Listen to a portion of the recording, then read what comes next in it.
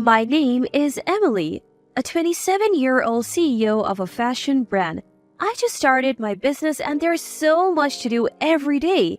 I'm swamped. I have had my share of failures and was often stuck doing unfamiliar tasks, leading to many late nights. But since last year, things have been looking up and the profits have been steadily increasing. I'm married to Samuel, who's 2 years younger than me. We met through work and started dating. With my busy schedule, we rarely had time for dates. Most times, we would just grab dinner after work. One day, about 6 months into our relationship, he said, "I'm sorry, we don't get to see each other much." It's okay, you're busy, but I have an idea. What's that? If we get married, we won't need to make plans to see each other. We'll be together every day. Wait, are you... I want to support you, Emily, for the rest of my life. Marry me. Samuel's sudden proposal took me by surprise. We had only been together for 6 months, and while it was unexpected, I was thrilled. Many, including my mom, thought it was too soon to get married. Mom in particular was against it, but I believed. Samuel is kind. We will make it work. I'll thrive in both my career and personal life. Looking back, I might have been too optimistic. Now that I think about it, I was overthinking it too easily. I can't believe it would end like that. At first, Samuel was incredibly supportive. He would always check in on me, especially on my hectic days. When things weren't going well at work, he would say, You got this, Emily. I'm rooting for you. "Thanks." I'll support you in any way I can. There were times when he would call out to me and encourage me. He would even cook dinner for me when I worked late, but this honeymoon phase didn't last long. Soon, we started bickering over small things. "Don't leave your laundry around. Okay. If you eat, wash your dishes." You're the wife. You should do it. "What?" His tone had changed and it caught me off guard. "I work late, so it would help if you cleaned up." Don't use work as an excuse. It's a wife's job to do the chores. "I'm sorry." I realized I had been relying too much on Samuel and neglecting our home. He's working too, and he must be tired. I realized that I had built up a lot of dissatisfaction and I reflected on it. I decided to step up and share the household responsibilities. But Samuel gradually stopped helping and started complaining. Pasta again? "It's quick to make." It's undercooked and bland. Can't you make something else? "I'm sorry, I didn't have time." You need to expand your cooking repertoire. On bad days, he would glance at the dinner and decide to eat out. Did you clean my room? "No, I didn't get to it." Oh, clean it up. "You can clean your own room." You call yourself a wife? His complaints grew more frequent. "I'm busy with work too. Cut me some slack." When I finally spoke up, he snapped. What? You can't even handle basic chores? And you think you can run a business? He suddenly started yelling loudly and threw a cushion next to me at me. When I got scared and didn't say anything in response, he started to yell at me. You're trying to be bossy and say you're busy just because you're the president, but I'm also working.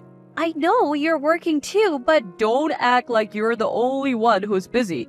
You're not cut out for this. "What?" A woman CEO? That's a joke. You're bound to fail. Haha. "That's mean." If you're upset, then cook better and clean properly. I ran to my bedroom, tears streaming down my face. "You used to say you supported me. Did you always feel this way?" From that moment on, I felt a distance growing between Samuel and me. He would occasionally complain, but I never talked back. Fearing another argument, Samuel started going out more even on his days off, and sometimes he wouldn't come home at night. Our conversations dwindled, and we barely spoke. I began sleeping only 3-4 hours a night. I would head to work early in the morning and come home late, cleaning, doing laundry, and preparing meals for the next day. This exhausting routine took a toll on me, both physically and mentally. Hey, how long are you going to sleep?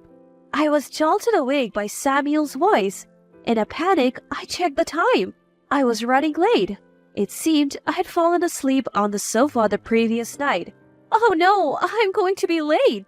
What about breakfast? Can't you do that yourself for once? In my rush, I accidentally let my true feelings slip. You make it. It's your fault for oversleeping. I started yelling, but I really have to go. As I headed for the door, he grabbed my arm tightly. Ouch! He yanked me back, pushing me onto the sofa. What are you doing?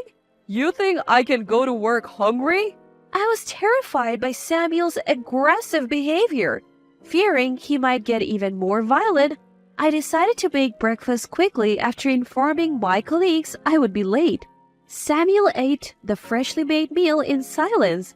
As I tried to leave quietly, he suddenly threw his plate on the floor. This tastes awful. The plate shattered and the food scattered everywhere. I'm not an animal. Don't feed me this garbage.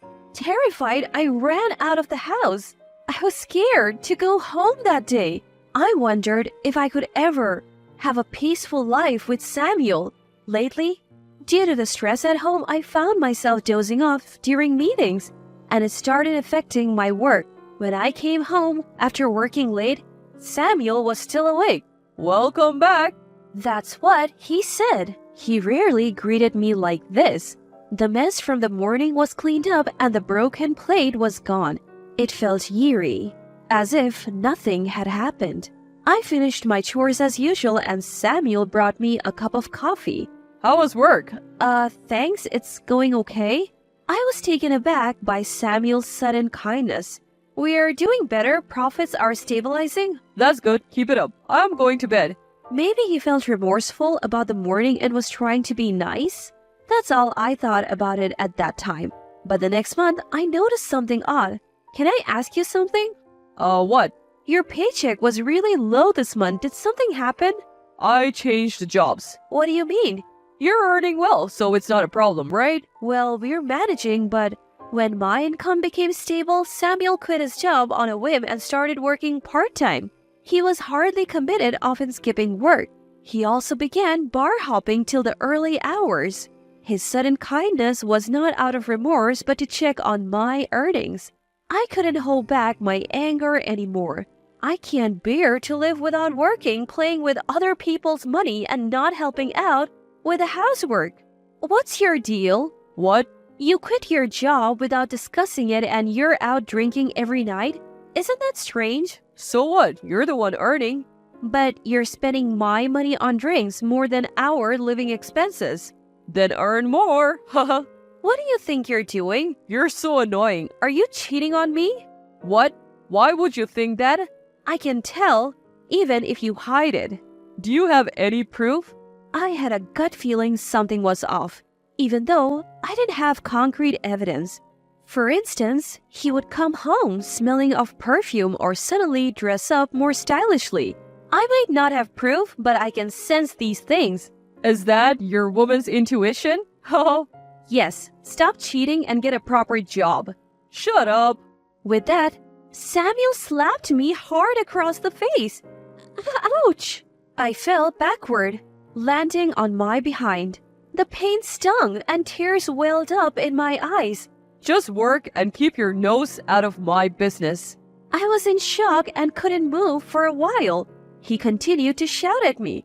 You probably got cheated on because you're not attractive enough. I couldn't believe Samuel was capable of this. I couldn't confide in anyone about Samuel.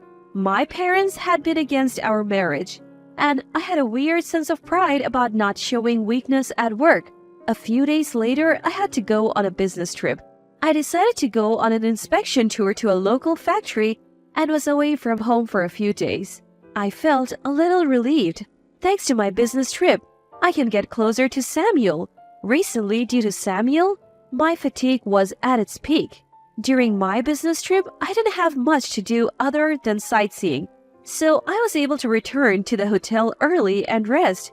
I got to relax at a spa resort nearby, enjoying delicious meals and felt rejuvenated. I decided that if Samuel ever got violent again, I would divorce him. When I returned from my trip, I noticed the garbage area was overflowing. Did someone move out? Upon closer inspection, I recognized all the items. Wait, these are all mine. I rushed inside and found a woman's jacket. Huh? Why? When I rushed into the house, there was a woman's jacket lying there. I realized he had brought another woman home. You're back already? Haha. Whose jacket is that at the entrance, and why did you throw out my stuff? Just get out of here. Huh. What? He laughed maliciously. Turns out I won the lottery, huh? The lottery? Yeah. I was with you for the money, but I don't need you anymore. Haha. It seemed Samuel had married me for my wealth. With this money, I don't need to be with you. I can live the good life. Haha. The realization that he had been using me all along fueled my anger. You can't even cook. You were the worst wife ever. Huh. Just sign the divorce papers. He threw the papers at me. They already had his name and signature. All I had to do was sign. At that moment, I decided to make him regret deceiving me. I went to my room and found a woman hiding there. My room was already furnished, with new items indicating he planned to live with her. After confirming this, I turned to Samuel. I'll see you in court. I left those words behind and stormed out. I immediately informed both my parents and Samuel's parents about everything. We told you so. I'm sorry. My mom said through tears, and I regretted not listening to her. Samuel's parents apologized profusely. We are so sorry for our foolish son. I'm planning to take legal action. We think that's only fair. Samuel's parents were always so kind to me. It broke my heart to have to share such news with them. After speaking with them, I reached out to a lawyer I knew to prepare a case against Samuel for domestic violence and infidelity. The lawyer whom I met through work was top-notch with a wealth of experience in such cases. He was a rock. It must be tough for you. Leave the court proceedings to me. Thank you so much. We will get every penny we can from the divorce settlement. Thanks to him, we won the case and I was awarded substantial amount. No amount of money can truly heal the pain I felt, but it did bring some closure. A while later, I received a call from Samuel, probably after he saw the bill. I thought of giving him a piece of my mind, but when I answered, he said, Got the bill, huh? Haha. To me, that's just pocket change. Doesn't hurt me one bit. Too bad for you. Haha. I hung up without saying a word. How could he consider such an amount trivial? Did he win the lottery or something? I felt defeated, thinking my revenge had no effect on him, but I decided to move on, focus on my work and forget about Samuel. A month later, he called again. I'm sorry, I was wrong. Samuel, suddenly apologetic, caught me off guard. What now? Turns out I misunderstood the lottery results. I didn't win. I couldn't help but laugh. Karma does exist. Oh, you think we can start over? Are you kidding? Work hard and pay the settlement. But how can I? Weren't you the one saying it's just pocket change? I'm sorry, can you reduce the amount? I really can't afford it. No way. I'm really struggling right now. You should have thought of that before. Look at the bill, and you'll see how much pain you caused me. Yeah, I understand, but I can't afford to pay that much money. Can I borrow from the woman I cheated with? She left me when she found out I didn't win the lottery. Sounds like she was just after your money, huh? Well, poor thing. You were just looking for money. She was the worst. You're the one to talk. I finally realized how amazing you are. Please, give me another chance. Likely another lie. It's not. Please, forgive me. No way. Make sure you pay up. Goodbye. Wait, please. After that, he kept calling, but I blocked his number. Seeing karma catch up to Samuel was truly satisfying. In the end, Samuel couldn't find a job and couldn't pay the settlement. His parents had to step in. Because of this, he was kicked out of his family home and disowned by his relatives. I wonder where he is now, but it's none of my business. As for me, Life's been great. My company has grown, and I have been able to hire more people. I am less stressed, sleeping better, and feeling healthier. I even found the right man and got married. He is nothing like Samuel and remains kind no matter how much time passes.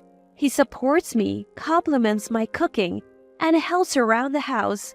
I am living my best life now.